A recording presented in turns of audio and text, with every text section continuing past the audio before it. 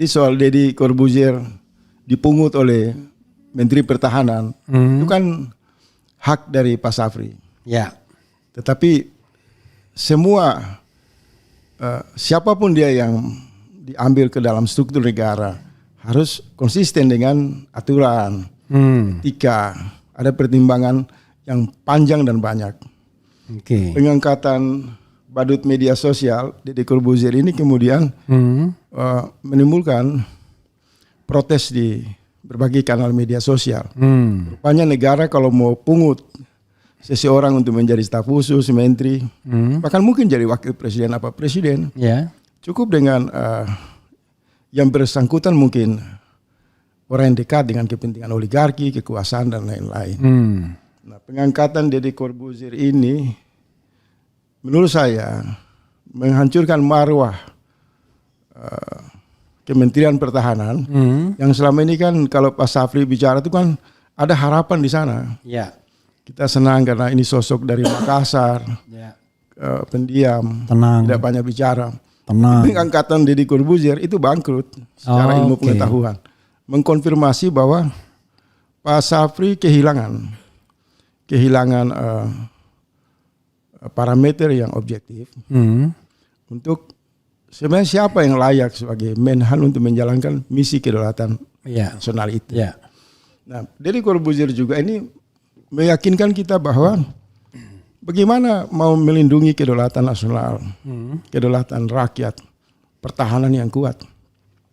Kalau pola relasi yang dibentuk ini ugal-ugalan, maka publik dari sisi ini bisa melihat pantas saja pulau-pulau kita yang terluar itu susah diawasi, rempang bebas di obrak-abrik, sumber-sumber kekayaan alam Kalimantan, laut kita juga dicuri tanpa ada penegakan kedaulatan nasional.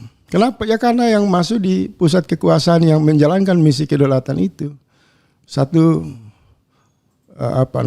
orang-orang yang lebih punya bakat badut daripada kesungguhan untuk mewujudkan cita-cita negara. Ya mungkin kalau Anda bilang bakat badut itu bahasa keras, mungkin bakat entertain. Saya pakai badut saja karena dia memang yang saya tangkap dari Corbuzier versi saya ya, kan dia sering lucu-lucuan sampai anak kecil menyangkut MBG gratis kalau nggak salah. Makan bergizi gratis. Tindakan ini saya nggak badut. Cuma Pak Safri tersungkur jauh. Orang yang paling dekat dengan inti kekuasaan Prabowo hari ini membuka aib sebenarnya.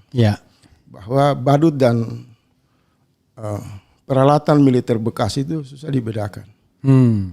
Jadi karena semangat jual beli pesawat bekas, kapal bekas, maka harus dicari lagi orang-orang bekas, orang-orang yang tidak punya kredibilitas dipaksakan masuk ke satu kelembagaan yang sangat strategi. Jadi saya kemudian melihat Kemenhan ini udah bukan lagi satu wilayah yang menjaga marwah negara. Ini udah jadi panggung teater, lucu-lucuan, tidak elok. Menurut Anda karena masih banyak sumber daya baik misalnya dari kampus. Fatal sekali ya, karena dia kan bidangnya kan bidang komunikasi sosial politik ya. Bidang itu staf khusus bidang komunikasi sosial politik. Kalau dibedah berdasarkan kebutuhan negara secara ideal, itu tidak ditemukan alasan dalam pola rekrutmen sumber daya yang tidak memiliki kompetensi. Karena bernegara itu kan pertarungan gagasan, pertarungan sumber daya, kualitas manusia. Ada sistem penyaringan yang secara objektif memposisikan orang-orang terbaik karena memang kredibilitasnya, karena sumber dayanya. Ini kan dibuang oleh Pak Safri. Karena Deddy Corbuzier mungkin dianggap bisa membantu pengalihan isu karena viral di media sosial. Jadi kalau Menhan mungkin ada sorotan publik banyak korupsi di sana, pembelian alat-alat militer bekas, ya fungsi Deddy Corbuzier mungkin jadi pemadam kebakaran dipakai untuk mengalihkan isu-isu dari sikap kritis publik. Tetapi dari sisi kewibawaan negara, Jenderal Bintang 3 yang sudah pengalaman panjang dan jauh bermain-main dengan cara rekrutmen seperti ini meruntuhkan semua apa yang dia jelaskan di ruang publik tentang visi, tentang kesadaran kolektif rakyat yang harus sungguh-sungguh menjaga kedaulatan nasional kita. Ternyata jebol. Saya terpaksa harus dalam sedikit karena isunya begini. Yang saya dengar adalah ada friksi di internal Prabowo. Safri Samsudin ini adalah satu kelompok yang dekatnya ke arah Hashim, tetapi di satu sisi ada Mr. D yang konon katanya berseberangan. Ada juga oligarki tambang Kalimantan Selatan yang saya tidak tahu posisinya di mana. Anda menangkapnya seperti apa? Saya nggak mau berangkat dari situ. Oke. Karena kekuasaan itu pasti kan ada sinergi kelompok di dalamnya. Ya. Tapi kekuasaan bisa dinilai secara objektif atas outputnya kan. Nah, kebijakan mengambil orang-orang yang dianggap tidak layak, bukan kompetensi pada bidangnya, itu satu penghinaan terhadap rakyat sebagai pembayar pajak. Oke. Saya abang bayar pajak, rakyat bayar pajak, berharap di dalam struktur pemerintah atau negara diisi oleh mereka yang layak menerima imbalan dari rakyat kan. Nah, hari ini uang kita dipakai untuk memajang orang-orang yang memiliki potensi penipu, pembohong, hipokrit di dalam dinamika demokrasi dengan memanfaatkan kebebasan media sosial. Kan kalau ditanya apa Deddy Corbuzier itu berprestasi, dia tidak ada pembelaan soal hak-hak rakyat di dalam isu kedaulatan nasional. Dia tidak membela prajurit yang gajinya kecil. Dia tidak pernah tampil untuk mengingatkan alat-alat negara tidak boleh bertindak jahat terhadap rakyat. Tidak ada satu semangat atau morality atau basic intelektual Deddy Corbuzier itu yang bisa diterima ada di lingkaran Menhan. Nah, cara memungut gaya Safri Samsudin ini menghina rakyat sebagai pembayar pajak. Kalau untuk ekonomi kreatif mungkin masih cocok mungkin ya, mungkin. Kalau jenderal-jenderal di lingkaran Prabowo ini mungkin mereka stres karena tidak punya kemampuan mengelola tata negara, ingin mendapatkan hiburan untuk mengumpulkan pelawak, badut. Saya kira kan bisa informal saja. Oke. Bisa dibikin di Hambalang. Ya. Tapi tidak boleh menggunakan jasa, fasilitas, uang negara untuk merusak. Apalagi sebelumnya dikasih pangkat letkol tituler gitu. Ini udah rusak. Ini bukan sesuatu yang menonjol satu secara tunggal. Sebelum kan Menkom Info juga merekrut kan, buzzer sebagai staf khusus. Kemudian juga kelompok pembela Jokowi yang bermain dengan akun-akun anonim. Kemudian juga menjadi komisaris-komisaris di BUMN. Nah, cara-cara atau pola rekrutmen atau kultur busuk seperti ini, kita kehilangan selera untuk berbicara negara dalam konteks idealisme.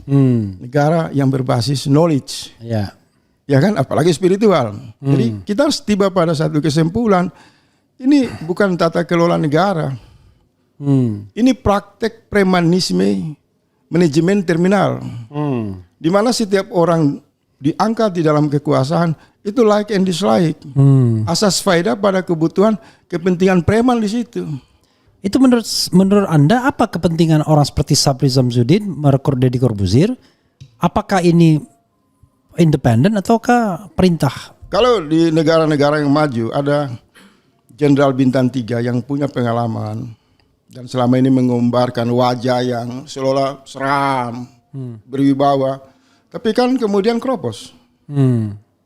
Dia memilih relasi itu menunjukkan sisi dalam. Oh, sisi dalamnya kosong. Kadang memang rakyat itu sering dikelabui dengan apa yang sering kita sebut juga topeng kan, pesona palsu. Tapi kalau pada kebijakan itu mencerminkan sisi dalam. Ya, orang boleh wajahnya kelihatan garang bela rakyat, ya kan, kelihatan dia baik dan lain-lain, tapi nanti diukur saat dia berkuasa dan membuat kebijakan. Nah, rekrutmen terhadap Deddy Corbuzier itu saya nggak punya tendensi pribadi.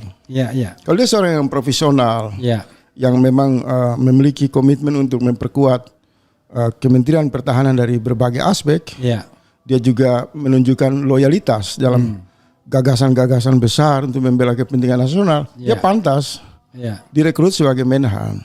Tapi hari ini kan ini perbadutan yang dimainkan berkali-kali oleh Deddy Corbuzier, orang yang dianggap selebriti pada dunia entertain, yang sama sekali tidak punya pendapat tegas ketika ancaman kedaulatan negara itu diganggu. Misal di Rempang, di sana Deddy Corbuzier tidak hadir. Ya. Misalnya ada jenderal-jenderal yang terlibat dalam permufakatan jahat, membacking tambang-tambang asing di Kalimantan, di Papua yang merugikan rakyat, yang jelas-jelas merusak tatanan kedaulatan negara. Deddy Corbuzier diam. Misal ada jenderal yang dijadikan kabulok, menabrak aturan TNI. Deddy Corbuzier nggak punya sikap kritis. Lantas orang ini dipungut untuk apa? Kita sudah bisa menduga ada dua kemungkinan di pikiran Pak Safri itu. Pertama, mungkin dia melihat bahwa Deddy dibutuhkan untuk menghadapi tekanan publik yang berkaitan dengan sikap kritis terhadap kebijakan di Menhan. Misalnya kalau ada kebijakan pembelian pesawat bekas, kapal-kapal bekas, alat-alat bekas, ada korupsi di sana atau ada kekacauan di sana, mungkin Deddy Corbuzier sudah terbukti orang efektif bisa untuk pengalihan isu. Itu dugaan saya. Jadi orang daripada mendengarkan apa yang menjadi substansi, orang mau lihat sosok Deddy Corbuziernya aja. Yang kedua, cara merekrut orang di lingkar kekuasaan, baik itu Pak Safri dan lain-lain, itu menunjukkan mereka ini tidak punya parameter standar yang jelas di dalam bernegara. Ini penghinaan terhadap konstitusi, undang-undang, martabat, kebudayaan, nilai-nilai. Karena negara itu kan ruang sinergi dari semua keunggulan manusia yang ada di sebuah wilayah. Ya, karena jabatan itu terbatas, sementara orangnya banyak, harusnya cari yang paling unggul ya. Iya, demi apa? Untuk memberikan rasa keadilan. Tetapi kalau tradisi mengambil kekuasaan dengan gaya pendekatan manajemen preman terminal, maka kita kehilangan juga selera untuk berbicara value, bicara idealisme di dalam ruang negara itu sendiri.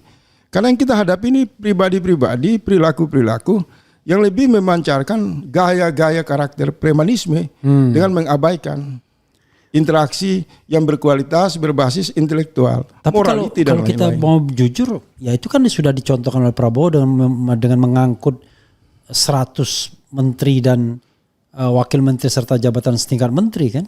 Yang kalau kita bicara tentang prinsip meritokrasi, nggak ada di situ. Orang-orang itu diangkat semata-mata karena dia jadi tim sukses rata-rata ya. Iya, di sentrum kekuasaan kemudian terjadi kekacauan di cabang-cabang kekuasaan yang kita bicara ini kan, Menhan, di beberapa kementerian juga kan, keonaran-keonaran apa namanya ya. Saya kehilangan cara berbicara untuk menjelaskan hal-hal yang tidak berkualitas seperti ini. Ibarat kita tuh dipaksa lewat di pinggir jalan, kita lihat bakul sampah. Tapi Anda kan kemudian disuruh coba dibahas ini apa komposisi di dalam, isinya sampah semua. Pada awalnya Anda sangat menaruh respek kepada Safri Saya respek semua yang saya anggap orang-orang yang membela kepentingan rakyat. Saya akan berada pada posisi yang ikut bangga dan mendukung. Dan Safri salah satunya. Tetapi dalam beberapa hari ini saya mencoba mengamati sisi yang paling inti dari kekuasaan Prabowo, yaitu bilang Pak Safri kan. Kemudian saya menemukan, waduh, bukan hanya raja-raja membuat keonaran, ada juga mereka yang berkarakter, jenderal-jeneralan ini yang sebenarnya sudah pensiun, tidak lagi layak disebut jenderal. Pak Safri aja lah, ya kan? Karena kedudukan warga negara ini nggak usah lah dibedakan dengan atribut, pangkat dan lain-lain. Kemudian orang-orang yang saya banggakan ini terjebak dalam yang saya sebut tadi, kultur manajemen premanisme. Kan ciri manajemen premanisme itu kan suka-suka, sumber kebenaran mereka. Misal tadi ada Pasah Ganda kirim artikel ke saya kan, tolong dibaca dan disebarkan, yang isinya membenarkan posisi Bulog dipimpin oleh TNI aktif. Saya agak susah menjawab. Akhirnya saya menjawab. Ya kebenaran itu adalah kekuasaan. Jadi kalau kekuasaan ngomong apa saja, bagi mereka ya itu kebenaran. Padahal undang-undang jelas tuh melarang itu. Undang-undang Kenapa? Membatasi hanya 10 jabatan. Sudah pasti jenderal aktif itu tidak boleh begitu. Ya. Ini kesedihan-kesedihan, keprihatinan kita. Semakin merosot, semakin bangkrut, dan mengalami proses ancaman serius terhadap kehidupan bernegara. Mestinya mereka yang 5 tahun berada di posisi yang berkuasa pada era sebelumnya, pada saat ini dengan melihat usia Prabowo yang terbatas, mereka harus melakukan sesuatu yang terbaik, apalagi usia Pak Safri itu kan bukan orang yang muda lagi kan, harus bisa mewariskan sesuatu yang keteladanan gitu kan. Cuma sudahlah, nanti kita akan lihat ke depan. Yang jelas saya mau simpulkan, masuknya Deddy Corbuzier ke Menhan itu satu deklarasi kebangkrutan kedaulatan nasional. Marwah tentara nasional Indonesia hancur berantakan. Jadi semua doktrin tentang persatuan nasional, stabilitas nasional, gangguan dan ancaman, itu semua omong kosong saja. Saya udah nggak percaya. Karena lembaga yang sangat vital dan strategi bisa disusupi oleh salah satu pendekatan metode rekrutmen staf khusus yang akal-akalan, yang sangat bernuansa manajemen premanisme. Sebagai pembayar pajak, sebagai rakyat yang ingin menghendaki negara ini berjalan bagus, harus berbicara tegas dan apa adanya. Semoga ini didengar dan dievaluasi. Kembalikan itu ke Deddy Corbuzier dengan dunianya. Jangan campur aduk lah. Jangan jadikan negara ini sebagai baku sampah negara. Dunia gitu. Entertain walaupun badannya bela negara. Mau pangkat mau badan gak penting. Pertarungannya itu menyangkut morality, menyangkut kejujuran dan amanah. Semua atribut simbol-simbol itu gak penting.